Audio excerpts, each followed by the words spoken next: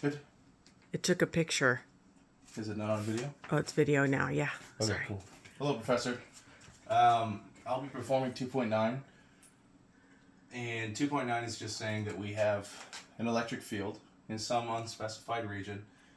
We first have to find the charge density, rho, and then we need to use two methods to find Q enclosed within a sphere centered at the origin with radius r.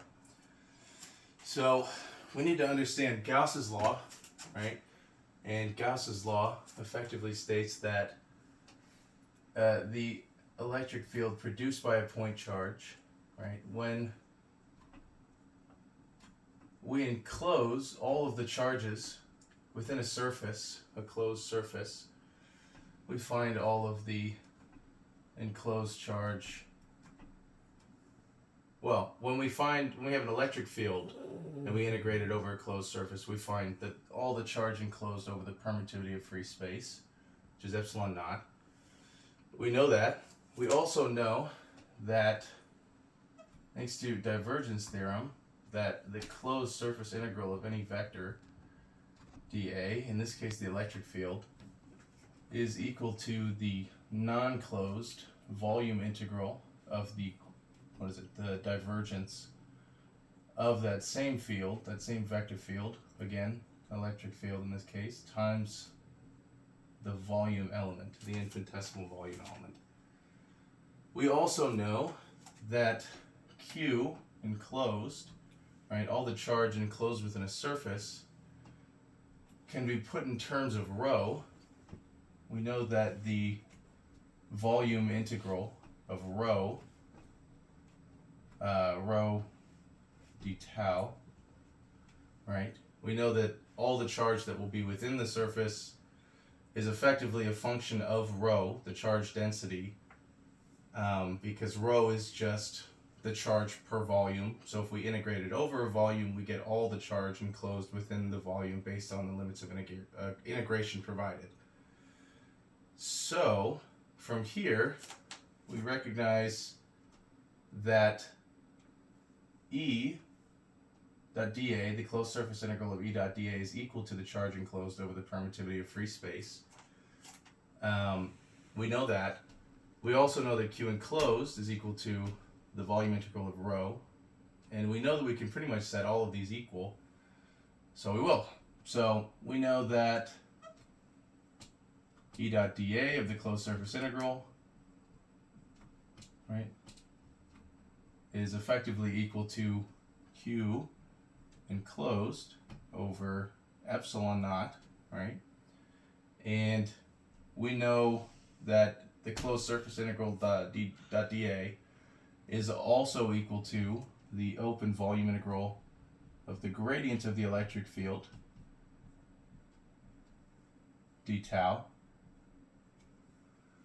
And we know that this will be, if everything's pretty much equal to each other, we know that Q enclosed over epsilon naught is the same as the volume integral of rho over epsilon naught. So this same volume of rho over epsilon naught is equal to this, right? Now, the important thing is that we're trying to find the charge density, and we know the equation for the electric field, and we don't want to calculate Q enclosed yet. So all we really have to do is recognize that the volumes that we're going to integrate for these two portions of Gauss's law are going to be the same volume element, and they're going to be the same limits of integration. And so we can take the equations that are within those integrals and set them equal to get the differential form of Gauss's law. Okay? So this is fairly simple. This will allow us to find charge density rho. So all we have to do is find the gradient of E. E is only in the r hat direction, which means when we do, sorry, not the gradient, the divergence.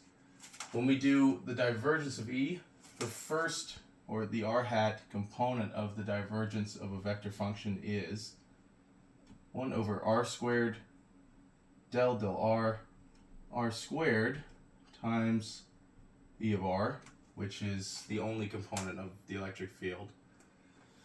So we will just put this inside here, right? And we're solving for the divergence here, so I'll just sort of keep this close.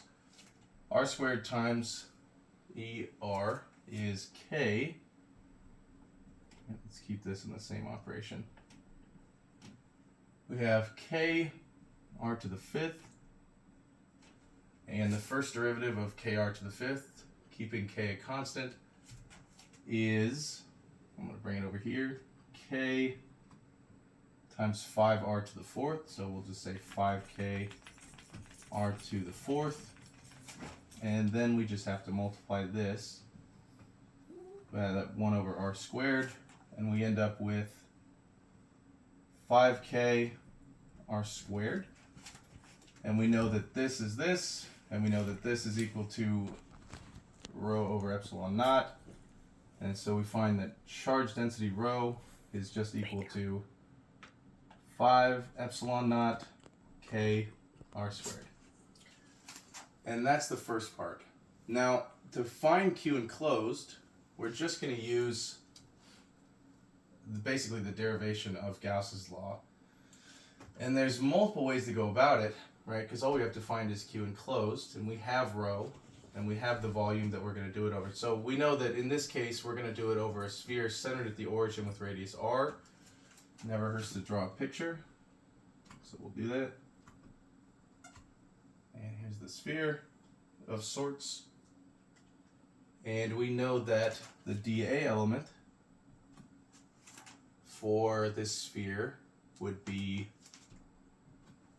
in the r hat direction, and the things that would change for that surface would be theta and phi.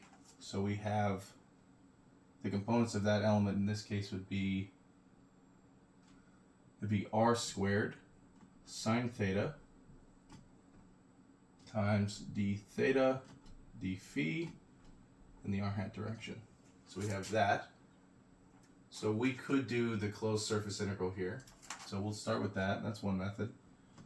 We know that this surface is only going to change theta and phi, and that r is always going to be constant. So dr for this first portion is going to be 0, and r is constant at value r, capital R. So our surface integral will go from r equals 0 to r equals capital R, and r, well, that's constant. We don't have to integrate that. So we have just r squared. Let's go ahead and do this first. Surface integral E times dA will be kr cubed times our dA element, which is r squared sine theta, d theta d phi r hat. Well, it doesn't matter because we did the dot product of E and R. So we now no longer have the r hat vector. We know that we're going to get r to the fifth, and that r is always going to be capital R, so we can pull that out. The first integral will be theta, and theta goes from 0 to pi, and then phi goes from 0 to 2 pi. We pull our constant k out, we pull our r to the fifth out. We're left with sine theta d theta d phi. We know that this is just, well, we can just perform each one. There's no phi in here, so when we do this integral, we'll get phi from 0 to 2 pi, which gives us 2 pi. And I'll perform this one. So if this part gives us 2 pi, we have 2 pi k r to the fifth times the integration of theta equals 0 to pi of sine theta. And this gives us 2 pi k r to the fifth. And the integration of sine theta is negative cosine theta from 0 to pi. negative cosine theta of pi is -1, so that's +1. And then you subtract negative cosine of 0, which is +1. So we end up with 4 pi k r to the 5th. And that is one method. The second method we could use is this one, our volume integral of rho over epsilon naught. Let's do that. We have our volume integral rho we found to be 5 epsilon naught k. Oh wait, something's missing here. Oh well, yeah, the epsilon naught got removed. That's what I was concerned about. So again, rho 5 epsilon naught k r squared. Our volume element for a sphere will be all the components of the infinitesimal volume element. So r squared sine theta dr d theta d phi. Okay. And our limits of integration, right, we're going to, well, let's go ahead and we'll put this together first and pull the constants out. So 5 epsilon naught k r to the 4th sine of theta, and pull my constants out front. 5 epsilon naught k, and we integrate r from, let's see, r goes from 0 to r, capital R. The components of r is going to be r to the 4th, dr. R theta will go from 0 to pi, and then our components of that integral will be sine theta d theta. And finally, our phi components will just be d phi, and we go from phi equals 0 to 2 pi. And when we perform each of these, we've already done these two here, right? And r to the 4th would just be r to the 5th over 5. So we'd end up with, for q, and this would be over epsilon naught. Well, let's see. No, that's just rho itself. So we know that rho, oh wait, no, I messed up. Let's see. We have our constants here, r to the 5th over 5, the 5's cancel. Yeah, q enclosed would give us 4 pi epsilon naught k times r to the 5th, and this would have both over both here, so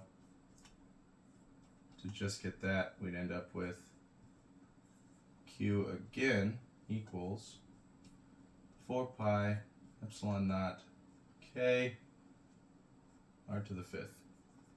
So we found both rho, which was here, and then we used two different methods, both using Gauss's law, with different ways to find our charge enclosed. Oops. No, it's not anymore. Okay, and that was 2.9.